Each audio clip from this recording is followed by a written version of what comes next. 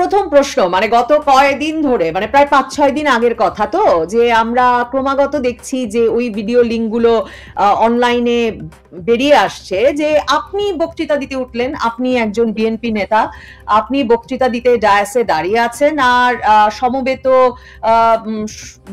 মানে ওখানে যারা সমবেত হয়েছিলেন সেই ব্যক্তিবর্গ জয় বাংলা জয় বঙ্গবন্ধু স্লোগান দিচ্ছেন। আপনি বিএনপি নেতা, আপনাকে দেখে লোকের জয় বাংলা জয় বঙ্গবন্ধু স্লোগান দিতে ইচ্ছা করলো কেন? যারা শুনছেন তাদেরকে আমি সালাম জানাচ্ছি, আসসালামু আলাইকুম। আসলে কথাটা সত্য এরকম না। জনাব কামাল হোসেন সাহেব যখন আসছিলেন, কামাল হোসেন সাহেবকে দেখেই যারা ভিতরে ছিল তার 400-র উপরে 2 নম্বর সেক্টরের মুক্তিযোদ্ধা ছিল, যে 2 নম্বর সেক্টরের সেক্টর কমান্ডার ছিলেন মেজর খালেদ মোশাররফ, এবং উনি আহত হওয়ার পরে মেজর হায়দার। এই 400-450 মুক্তিযোদ্ধা একসাথে সমবেত হয়েছিল কেন? মন্টু সাহেব ছিল ঢাকা বিএলএফ এর লিডার এবং বড় মুক্তিযোদ্ধা। উনি শুধু 71-এর মুক্তিযোদ্ধা না, ওনার মুক্তিযুদ্ধের ইতিহাসটা শুরু হয়েছে মূলত বহু আগে থেকে। 1969 সালে ঢাকা শহরে বিহারিরা চক্রান্ত করে একটা রায়ট করে। সেই রায়টে পাকিস্তানিরা সাহায্য করতে এসে সিভিল ড্রেসের সামরিক বাহিনী, পাকিস্তানি সামরিক বাহিনী ক্যান্টনমেন্ট থেকে তাদের সাথে যোগ দেয়, এবং সেইখানে মেজর নিহত হয়, পাকিস্তানি মেজর। এবং তার হত্যাকাণ্ডের ব্যাপারে 1 নম্বর আসামি কামরুল ইসলাম খান খসরু, যিনি ওরা 11 জন সিনেমার নায়ক ছিলেন এবং বীর মুক্তিযোদ্ধা। 2 মুস্তফা মহসিন মন্টু, 3 হলো তার ভাই সেলিম। এই 3 জনের নামে মার্শাল ল কোর্টে মামলা, এবং সেই মামলায় কিন্তু তাদের যাবজ্জীবন কারাদণ্ড। এবং মন্টু সাহেব এক পর্যায়ে ইকবাল হল থেকে ধরা পড়ে, কিন্তু তখন অবস্থাটা এমন ছিল যে মন্টু সাহেবকে এখান থেকে পাকিস্তানে নেওয়ার মতো অবস্থা ছিল। হাজারে হাজারে লাখে লাখে মানুষ ঢাকা শহরে মিছিল করছিল, এবং জেলখানা ব্যাংক মন্টু সাহেব সহ বহু মানুষকে বের করেছে। এবং মুস্তফা মহসিন মন্টু শেষ পর্যন্ত উনি যুদ্ধে গিয়েছিলেন, এবং বিএলএফ এর দেরাদুন ট্রেনিং এর উনি ছিলেন ফার্স্ট কোর্সের কমান্ডার।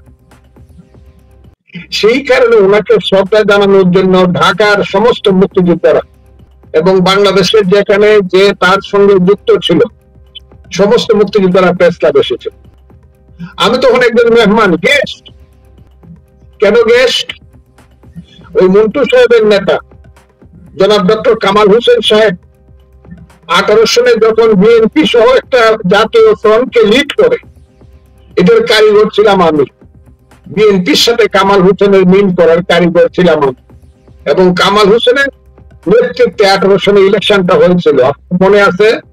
জি, আমি এই প্রশ্নটাতেই আসতে চাচ্ছিলাম যে বীর মুক্তিযোদ্ধা মোস্তফা মহসিন মন্টুর ইতিহাসটা বললেন, একটা অংশ বললেন তার বীরত্ব গাথার, কিন্তু মোস্তফা মহসিন মন্টু 2018 সালে নির্বাচনে অংশ নিলেন, ঢাকার আসন থেকে নির্বাচন করলেন ধানের শীষ প্রতীক নিয়ে, এবং জাতীয় ঐক্য ফ্রন্ট গড়ে সেবার গণফোরাম, জামায়াতে ইসলামী, বিএনপি সকলে কিন্তু একত্রে নির্বাচনে অংশ নিল 2018 নির্বাচনে। তো মানে প্রশ্নটা তো সে কারণেই উঠেছে যে মানে এই ধানের শীষ নিয়ে নির্বাচন করা গণফোরাম নেতৃবৃন্দকে দেখলেই কেন জয় বাংলা জয় বঙ্গবন্ধু বলা হচ্ছে, বা বিএনপি নেতা যেখানে উপস্থিত সেখানে কেন বলা হচ্ছে? সে কারণেই আপনাকে নিয়ে সেই সমালোচনা, সেটার কি জবাব দেবেন? মানে সমবেত মুক্তিযোদ্ধারা আপনাদের দেখে এই স্লোগান দিলেন কেন? আমি আপনাকে যারা এটা সমালোচনা করে তাদেরকে জিজ্ঞাসা করবো, তাহলে কি তারা চায় যে এক জায়গাতে মুক্তিযোদ্ধারা সমবেত হয়ে কোন স্লোগান দিলে নারায়ে তাকবীর আল্লাহু আকবার দিবে, নাকি দেওয়া উচিত মুক্তিযোদ্ধাদের মুখে? 400 মুক্তিযোদ্ধা একত্রিত হয়েছে, 458 জনের লিস্ট আছে কারা একত্রিত হয়েছিল। তারা তো যখন স্লোগান দিবে তখন জয় বাংলা দিবে, নাকি নারায় তো বিড়াল লড়বার দিব? তারা তো আমার দল করে না, বিএনপি করে না, তারা তো কামাল হোসেন সাহেবের দল করে না, তারা তো মুক্তিযোদ্ধা।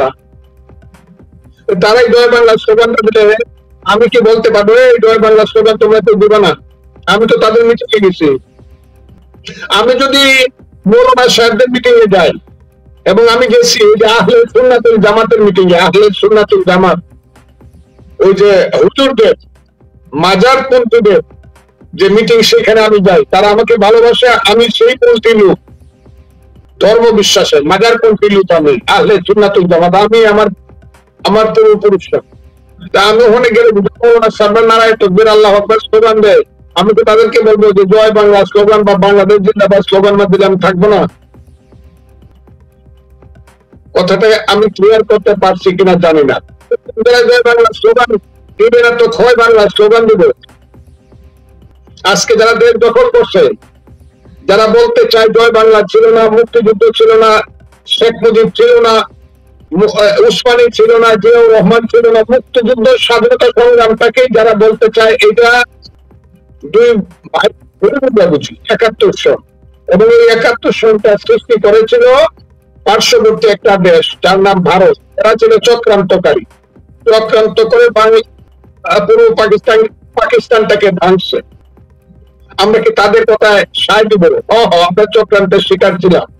রাজাকাররা যাই বলে তাই বললে ভালো হবে, আলবদররা যা বলে তাই বললেই ভালো হবে, এটা বলতে চান, আমি তো বলবো না। আমি যেখানে মনে করেছি যে মন্টু সাহেব ১৮ সনে ধানের শীষ নিয়ে ইলেকশন করতে, এরপরে তো উনি নৌকা মার্কায় যায় নাই, গেছে কিন্তু কামাল হোসেনের নেতৃত্বে ছিল শেষ দিন পর্যন্ত, এবং গণফোরামের প্রেসিডেন্ট ছিল।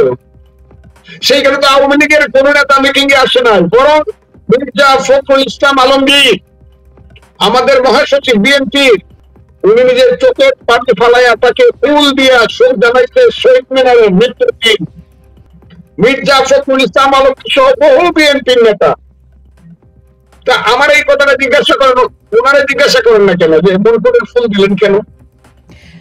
এই যে ডক্টর কামাল হোসেনকে দেখে জয় বাংলা জয় বঙ্গবন্ধু স্লোগান দিলেন মুক্তিযোদ্ধারা, ডক্টর কামাল হোসেন তার পরবর্তী বক্তৃতায় বা সেই জয় বাংলা জয় বঙ্গবন্ধু স্লোগান দিয়ে তাকে স্বাগত জানানোর প্রতিক্রিয়ায় কিছু বলেছেন কিনা, সেটা আমার একটা প্রশ্ন।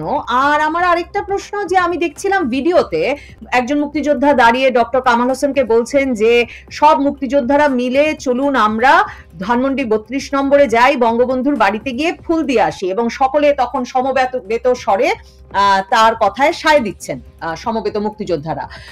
তো এই বিষয়টি যখন প্রস্তাবিত হলো, তা নিয়ে কোনো আর আলাপ হয়েছে কিনা? আমি আপনাকে জয় বাংলা স্লোগানটা কি বাতাস থেকে আকাশ থেকে পড়ছে, মাটি ফিরিয়ে উঠছে? জয় বাংলা স্লোগানটা মুক্তিযুদ্ধের প্রধান স্লোগান। একজন মুক্তিযোদ্ধা গুলি খাইয়া মারা যাচ্ছে, সে প্রথমে স্লোগান দিচ্ছে জয় বাংলা কই মরছে, পাঞ্জাবিরা ব্যানার দিয়ে খুশায় আর মারছে মুক্তিযোদ্ধাকে, জয় বাংলা কই চিৎকার করছে। এই তো জয় বাংলা স্লোগান। এখন আমরা দেই না, কেন দেই না? অনেকেই দেই না, কেন দেই না? দেই না, এই জয় বাংলা স্লোগানটাকে আওয়ামী লীগ নিজেদের দলীয় স্লোগানে পরিণত করছে, এই কারণে দেই। জয় বাংলা স্লোগানের অপরাধটা কি? মুক্তিযুদ্ধের স্লোগানই তো জয় বাংলা, আমার সাথে যে কোনো লোক বিতর্কে আসতে পারে। এখন আমি দেই না, অনেক মুক্তিযোদ্ধা দেয় না, কারণ এরা মনে করেন এই স্লোগানটাকে আওয়ামী লীগ দলীয়করণ করছে। এটা আওয়ামী লীগ পাপ করছে, আওয়ামী লীগ ভুল করছে, কঠিন ভুল করছে জয় বাংলা স্লোগানটাকে দলীয়করণ করে। আবার অনেকে এটা বুঝতেছে যে আওয়ামী লীগ জয় বাংলা স্লোগান দেয় বইলা আমি দেবো না কেন। জাসদেরা এক সময় জয় বাংলা স্লোগান দিত না, জাসদেরা এক সময় কিন্তু বঙ্গবন্ধু শেখ মুজিবুর রহমান বলতো না। আমি জাসদের প্রত্যেকটা লোক, জাসদ ৩টে জাসদ আছে, সবাই বলে yes Bangabandhu Sheikh Mujibur Rahman is the main leader of liberation, উনি মুক্তিযুদ্ধের প্রধান নেতা, সবাই বলে। এখন আসলে আব্দুল রব বলে, নুরুল আমিন নামবিয়া বলে, ইউনুস সাহেব তো আওয়ামী লীগের ভিতরেই ঢুকে গেছে। একসময় তো তারা শেখ মুজিব বলতো তো সারেন্ডার করছে। ইতিহাস কিন্তু ফিরে আসবে। আমি আপনাকে বলি, ইতিহাসের সাথে আমি কেন ৭৮ বছর বয়সে মিথ্যা কথা বলবো? কেন? কি কারণে? কি পাওয়ার আশা? আমি তো আমার দলের কোনো ক্ষতি করতেছি না, আমি দলের বিরুদ্ধে কোনো কথা বলতেছি না। আমার দলের যে প্রধান নেতা যিনি বিএনপি সৃষ্টি করছে, আমি প্রতি মুহূর্তে প্রতিদিন মুক্তিযুদ্ধের কথা বললেই সেই মেজর জিয়ার কথা বলি, I do hereby declare the independence of Bangladesh. তো বিএনপির কেউ বলে না, কেউ না, আমার মতো করে কেউ বলে না। তো যার যেটা প্রাপ্য আমি মনে করি এটা আমি বলবো, কিন্তু আমার ভুল হয়। কি বললেন ডক্টর কামাল হোসেন, কি বললেন প্রেস ক্লাবের ওই সভায়? হ্যাঁ, ডক্টর কামাল হোসেন কি বললেন প্রেস ক্লাবের ওই সভায়? ডক্টর কামাল হোসেন বললেন মুক্তিযুদ্ধ বঙ্গবন্ধু এর ব্যাপারে কোনো আপোষ হবে না, আর ৭২-এর সংবিধান এই ব্যাপারে কোনো আপোষ হবে না। খুব ক্লিয়ার। আমি বলছি হ্যাঁ, এটা আমার অপরাধ হয়েছে যে বঙ্গবন্ধুর মতো একজন নেতা বাড়ি পুড়িয়ে দিল, যে বাড়ি থেকে আঙ্গুলি হেরোইন মুক্তিযুদ্ধ হয়েছে তার বাড়ি বুদ্ধিচারদা ঘুরাই দিল, আরেকজন অন্যরকম হইতে পারে। আমি মনে করি এটা হলো পৃথিবীর ইতিহাসে বাংলা জাতির সবচেয়ে খারাপ কাজের একটা, বঙ্গবন্ধুর বাড়িটা ভেঙে দেওয়া বা ঘুরাই দেওয়া। সবচেয়ে এতে কি পাপ হয়েছে? মহাপাপ হয়েছে। আমি বলছি দেখি না বাংলাদেশের মানুষ কি করে যে না শেখ মুজিবুর বাড়ি ঘুরাই দিছে, পানিতে ফেলাই দিই, কত পার্সেন্ট মানুষ বলে আমি দেখি। আমি তো মনে করি রাজাকার আলবদরের তারা এবং তাদের ছেলেরা ছাড়া বঙ্গবন্ধুর বাড়ি দিক বা তার বাড়ি দেখি, এটা কেউ চায় না, মুসলিম করুক আর না।